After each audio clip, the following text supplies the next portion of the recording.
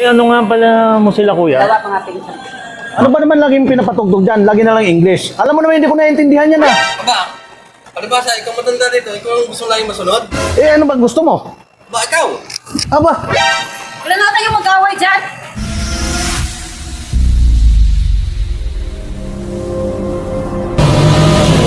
Chris! Dapat pala mabigyan ko ng headset ko sila Kuya Batang at si Kuya Jan. Magic Sack, bigyan mo ko ng headset. Andres! Opo, awat. O sige, ganito na lang mga kuya para hindi na kayo mag-away. Bibigyan ko na lang kayo ng headset. Green ba o kulay blue? green. Green po? O, ito po. So blue. Pwede po ba? Di na kayo mag-aaway. Hindi na po kami mag-aaway. Pwede po ba mag-shake hands kayo? Oo naman. Tol, hindi tayo mag-aaway ha. Kasi mayroon tayong mga headset. Okay. Saan ka pupunta? Napunta ka dito sa lugar namin. Pinalayas po ako ni Uncle Pete. Di ko nga alam ba't po ako napunta rito. Naglalakad lang po sana ako palabas dito eh. Bakit ka napalayas? Inulam ko po kasi si Whitey, yung alaga ni Noah's Ark. Tagapagmasid po kasi ng mundo natin yung kalapating yun. Sabi ni Uncle Pete. Dahil sa kalapati, napalayas ka? Isang ka nakatira? Sa langit po. Baka ang ibig mo sabihin, yung Langit Road, yung papuntang Kamarin. Doon nga po ata yun. Gusto mo bang dito ka tumira? Kasi simula nang namatay yung bunso namin kapatid, umalis yung nanay namin. Tapos, hinanap ng tatay. Simula noon, hindi na sila bumalik. Oo naman po. Simula ngayon, kayo na yung mga kuya ko. Salamat po talaga sa pagtanggap nyo sa akin. Hayaan nyo, magpapaabay po ako.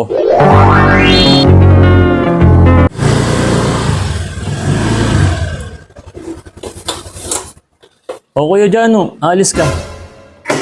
Oo, papasok na ako eh. Nagluto po ako ng ano dyan, breakfast. Baka gusto nyo kumain po muna. Hindi na, doon ako kakain. Ah. Nakapag-helmet na nga. Ay, teka lang. Kuya Jano, para saan yung helmet?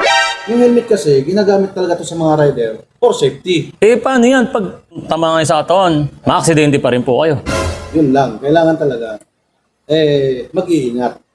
Chris, siguro kailangan ko yung magic sack ko para bigyan ko to si Kuya Jano ng magic helmet. Okay, tatawagin ko muna yung magic sack ko. Magic sack! Magic sack, bigyan mo ako ng helmet. Yung merong powers na invisible. Okay. Antris, Kuya Jano, bibigyan kita ng helmet. Oh, Mukha nang luma yung helmet mo eh. Ito, gamitin mo. naku. Magiging safe ka pag yan ang gamit mo. Buksan mo, sige.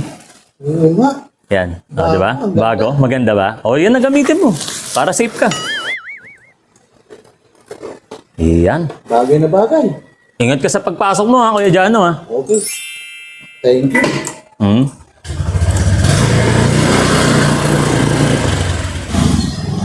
Uy, teka lang, Kuya Batang. Angat mong helmet mo eh. Tingin mo ba safe ka dyan, Kuya Batang?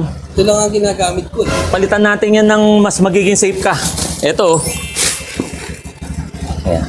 Suot mo yan. Kapalitan mo na yan. Huwag mo nang gamitin yan ha, Kuya. Salamat po, maraming salamat. O, ingat ka, Kuya Batang ha. Sige po, Jet. Diyan ka lang po. Okay.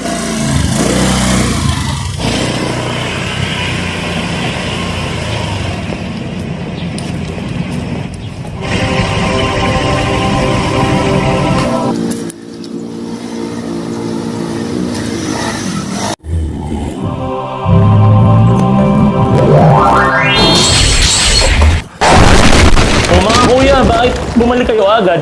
Kanina, nabangga ako. Oh, buti na lang suot niyo yung magic helmet ko. Ano yun? Wala po, kain na tayo, luto ni tanghalian. Okay.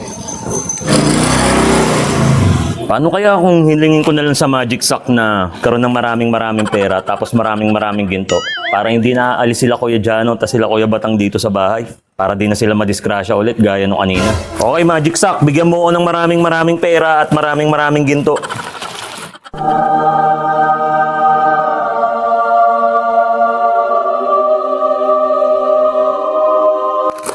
Ba't parang banana chips yung lumabas dito? Walang lumalabas sa ginto at pera.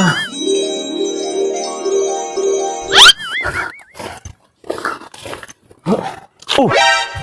Kuya Jano, anong nangyari sa'yo, Kuya Jano? Oh, masakit ang dibdib ko. Ha? Masakit yung dibdib ko.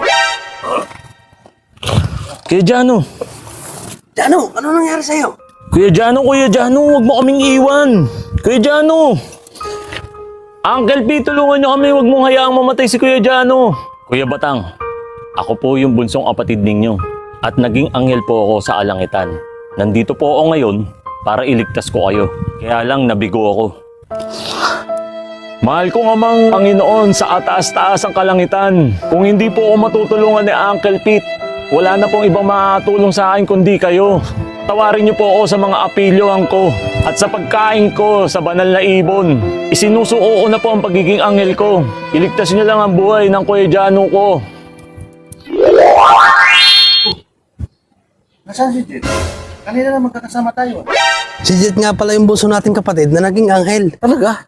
Isinuko niya ang pagiging anghel niya para mabuhay ka, Jano. Maraming salamat sa iyo, Lord. At sa iyo na rin, Jet. Uy, nakabalik ako ng alupaan ah. Kung pinatawad na ako sa kasalanan ko. Mapuntahan ko nga sila kuya. Nandito na ako. Tao po, painom nga po. Jet, buhay ka? Tao po. Jano, halika rito. Si Jet, buhay. Jet, buhay ka? Oo. Paano ka na buhay?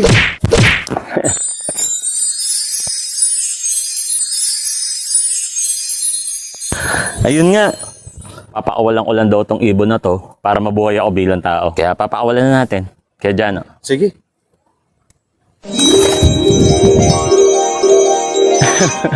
Yun! Isa pa nga. Sarap.